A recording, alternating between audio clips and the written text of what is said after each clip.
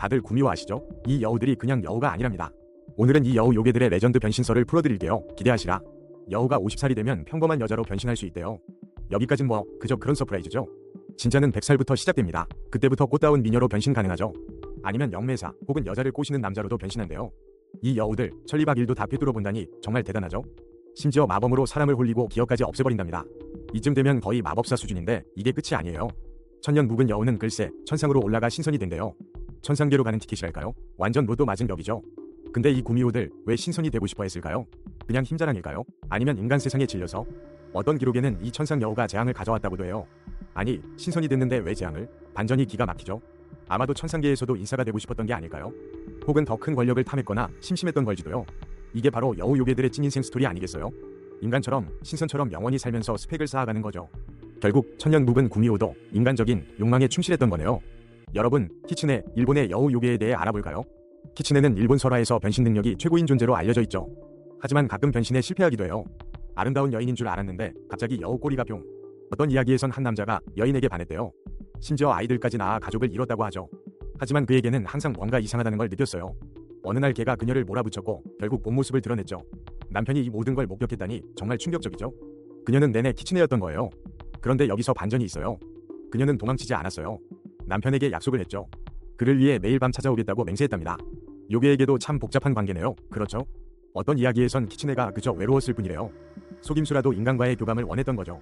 또 다른 이야기에선 그저 순수한 장난꾸러기였다고 해요. 하지만 신화 속 스캔들 누가 싫어하겠어요? 신화 속 존재들도 다 드라마가 있다니까요.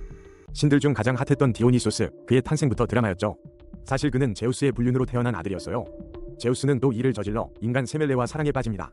문제는 질투의 화신 헤라가 이걸 알면 가만히 있지 않죠? 헤라는 세멜레를 속여 제우스의 진짜 모습을 보게 해요. 신들의 왕인 제우스의 진짜 모습은 너무 강력했어요. 세멜레는 그 자리에서 타죽고 말았죠. 맙소사. 하지만 뱃속에는 아기 디오니소스가 남아있었어요. 제우스는 아기를 살리려 자기 허벅지에 넣고 키웠죠. 세상에 허벅지에서 태어난 신이라니 역대급 출생 기밀 아닌가요? 디오니소스는 와인, 축제, 광기의 신이 됩니다. 그의 추종자들은 와인과 춤으로 자아를 해방시켰다고 해요. 디오니소스는 자유와 해방을 상징하는 신이었죠. 하지만 그의 힘은 때론 파괴적이었어요. 반대하는 자들은 가차 없었죠. 그는 신비주의 종교인 오르페우스교에서 중요한 역할을 했어요. 심지어 엘레우시스 신비 위식에서는 데메테르의 아들로 여겨지기도 했죠. 트라키아에서 태어나 그리스로 이주한 외국인 신이기도 합니다. 그의 이방인 속성은 자유분방함과 잘 어울렸죠. 와인처럼 달콤하고 때론 광기 어린 디오니소스의 삶 흥미롭지 않나요? 역시 신들의 세계는 우리가 상상하는 것 이상으로 다이내믹하네요.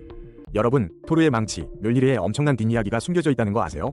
이 신성한 망치가 원래는 실수로 만들어졌다는 소문이 파다하죠. 이야기는 로키의 장난에서 시작돼요. 늘 문제죠. 로키가 토르 안에 시프의 아름다운 금발을 싹둑 잘라버렸거든요. 격분한 토르가 쫓아오자 로키는 냅다 도망쳤죠. 로키는 드워프들에게 시프 머리카락보다 더 멋진 선물을 만들게 합니다. 최고 장인인 브록과 신들이 형제가 이 도전에 나섰어요. 그들은 오딘에게 황금 팔찌, 프레이에게 황금 멧돼지를 선물했죠. 토르의 선물을 만들던 중 로키가 방해하기 시작했습니다. 망치 만드는 중요한 순간 로키가 등에 붙어 따끔하게 물었거든요. 그 바람에 망치 손잡이가 짧아지는 치명적인 실수가 발생했어요. 이것이 바로 토르의 상징 멸리르가 탄생한 순간이었죠. 짧은 손잡이 때문에 토르는 늘 특별한 장갑을 펴야만 했어요. 어떤 신도 들 수 없지만 토르에게는 최고의 무기가 된 거예요. 이 망치는 파괴적인 무기이자 축복을 내리는 도구였죠. 바이킹 시대에는 부적처럼 목에 걸고 다녔을 정도로 인기가 많았고요.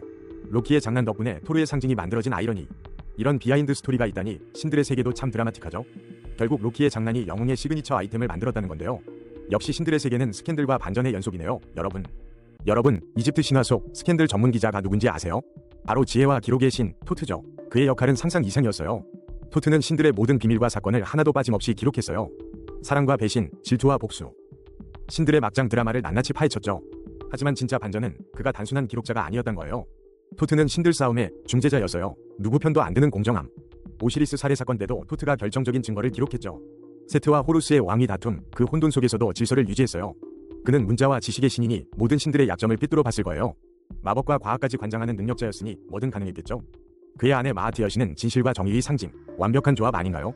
이 커플은 라 신이 태양배에서 우주의 균형을 지켰대요. 죽은 자의 심장을 저울에 달 때도 토트가 기록을 맡았어요. 그의 기록 한 줄이 사후 세계 운명을 결정했다고 생각해보세요. 이 정도면 신들의 모든 역사를 손바닥 안에 쥐고 있었던 거죠. 혹시 신들이 토트에게 잘 보이려 애쓰지 않았을까요? 흥미롭네요.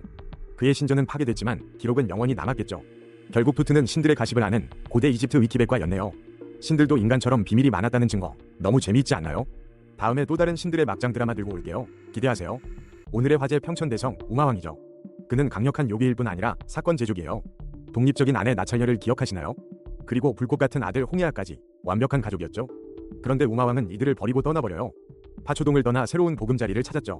젊은 요괴 옥명공주와 함께요. 여우 요괴죠. 숭례산 마운틴의 청각동에 사는 여우 요괴요. 이런 대담함이라니. 가족을 버리고 다른 여자를 만났어요. 나찰녀는 정말 분노했을 거예요. 만약 그들이 마주쳤다면 어땠을까요? 서유기에서 주요 악당이 된 것도 당연하죠. 그의 개인적인 막장 드라마는 신화적 갈등으로 번졌어요. 그는 기본적으로 요괴 세계의 연예인 가십거리죠. 충실한 남편에서 바람둥이 전 남편으로 엄청난 변화예요. 도라에몽 영화에서도 악당으로 출연했죠. 인기 많지만 나쁜 이유로 유명하죠. 평천대성, 가정불화대성이라고 해야겠네요. 강력한 요괴왕들도 복잡한 관계를 피할 수 없었네요. 신화 속 인물들이 이렇게 현실적일 줄 누가 알았겠어요? 여러분, 이 역대급 춤꾼을 아시나요? 신기의 댄스 배틀 레전드죠. 바로 시바 신이 나타라자 모습인데 왜 그가 춤을 추게 됐는지 궁금하죠? 이건 그냥 춤이 아니에요. 우주를 창조하고 파괴하는 신이 탄다바 춤이거든요. 어느 날 교만한 리쉬들이 시바의 힘을 시험하려 들었어요. 독사, 호랑이, 심지어 사악한 난쟁이까지 보내 시바를 방해했죠. 하지만 시바는 가볍게 제압하고 그들의 힘을 자신의 일부로 만들었어요. 그리고는 모두가 지켜보는 앞에서 전설적인 탄다바 춤을 시작했죠. 한 손엔 불꽃, 다른 손엔 작은 북, 우주 질서를 나타내는 상징들이에요. 한 발은 무지한 난쟁이를 받고 다른 발은 공중에 떠있죠. 그의 춤은 우주의 모든 움직임, 모든 생명의 리듬을 담고 있었어요. 모두가 숨죽이고 지켜봤고 그 춤에 완전히 매료되었답니다. 이 춤 하나로 시바는 신계, 댄스킹으로 등극했어요. 무지한 자들을 받고 파괴 후 새로운 창조를 약속하는 그의 춤. 이 춤을 본 자는 번뇌에서 해방되고 깨달음을 얻는다고 해요. 그래서 힌두 사원마다 나타라자 조각상을 모시는 거랍니다. 그의 춤은 단순한 움직임이 아니라 우주 그 자체의 비밀인 거죠. 이 정도면 신들의 찐 댄스 배틀 인정할 수밖에 없겠죠? 여러분도 오늘 밤 나타라자의 리듬에 맞춰 춤 한번 춰보는 건 어때요? 다음엔 또 어떤 신이 비밀을 파헤쳐볼까요? 댓글로 알려주세요. 다음엔 또 어떤 신이 비밀을 파헤쳐볼까요? 댓글로 알려주세요. 여러분, 옥수수를 위해 스스로 피부를 벗겨낸 신을 아세요? 바로 아즈텍 신화의 시페토텍, 피부 벗긴 주님이죠. 그는 농업, 전쟁, 재탄생의 신이었다고 해요. 가장 충격적인 건 인류에게 식량을 주려고 스스로 희생했다는 점이에요. 옥수수 씨앗이 껍질을 벗고 자라듯 신도 자신을 벗겨냈대요. 피부 벗은 모습은 빨간색이었다고 하네요. 약간 섬뜩하죠? 심지어 전쟁을 발명한 신으로도 알려져 있대요. 반전 아닌가요? 멕시카 황제의 전쟁 복장이 시페토텍의 휘장이었대요. 테노치티트란 대신전에 그를 위한 신전까지 있었답니다. 그런데 그가 여드름, 염증, 심지어 눈병과도 관련이 있대요. 질병에 걸리면 그에게 제물을 바쳤다니 참 복잡한 신이죠. 소름 돋는 건 천연두 같은 질병과도 연관지어졌다는 거예요. 그의 기원은 불확실하지만 널리 숭배되었답니다. 스페인 정복 당시 중앙 멕시코 전역에서 그를 믿었대요. 심지어 엘살바도르 타수말에서도 그의 조각상이 발견됐다고. 걸프 연안 지역에서는 숭배가 더 흔했다니 정말 인기쟁이였죠. 자신을 희생해 인류에게 식량을 주고 전쟁까지 만들었다니 스케일이 다르죠. 이 정도면 신들의 세계도 우리 인간 세상 못지않게 드라마틱하네요. 다음엔 또 어떤 신이 충격적인 비밀이 밝혀질지 기대해주세요. 역시 신들도 인간이랑 다를 바 없네요. 드라마 찍는 줄. 10년째 이어진 트로이 전쟁에 그리스군이 지쳐있었죠. 영웅 오디세우스가 기발한 계략을 떠올렸어요. 바로 거대한 트로이 목마를 만들자는 거였죠. 최정예 병사들이 목마 안에 숨어들기로 했답니다. 그리스군은 철수하는 척 배를 타고 사라졌고요. 트로이 사람들은 승리의 쥐에 목마를 성 안으로 들였죠.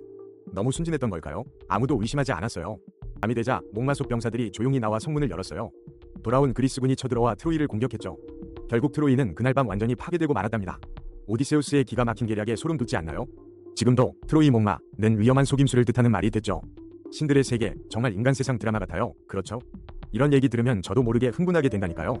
역시 신화 속 영웅들은 스케일이 다른 것 같아요. 신 레전드.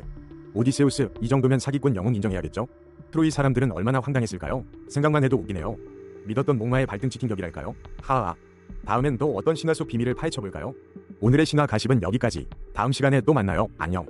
신들 중 만능 엔터테이너가 있다면 켈트 신화의 루신이에요. 그는 전사, 왕, 장인, 구원자까지 모든 걸 해내는 사기 캐릭터였죠. 긴 팔 또는 만능 제주꾼이라는 별명도 붙였어요. 그의 능력은 단순한 제주가 아니라 신이 지혜 그 자체였답니다. 루의 탄생에는 아주 드라마틱한 가족사가 얽혀있어요. 그의 외할아버지는 잔혹한 포모르족 왕 발로르였죠. 발로르는 손자에게 죽을 거란 예언에 루를 없애려 했지만 운명은 피할 수 없었고 루는 기적적으로 살아남았어요. 결국 마그 투이레드 전투에서 루는 발로르를 직접 처단했어요. 이것은 신화 속 레전드 반전 드라마의 정점이었죠. 그의 아들 또한 켈트 영웅 쿠블린이었으니 DNA가 남달랐죠. 루는 멈출 수 없는 불타는 창과 슬링스톤을 휘두르는 능력자였어요. 애견 팔리니스와 함께 다니는 강아지 아빠였다는 사실. 심지어 피드엘이라는 볼게임과 경마까지 발명했다고 전해져요. 루는 수학 축제인 루나사대의 이름이 된 주인공이기도 합니다. 정의로운 왕권, 맹세, 지실과도 깊은 관련이 있는 신이에요.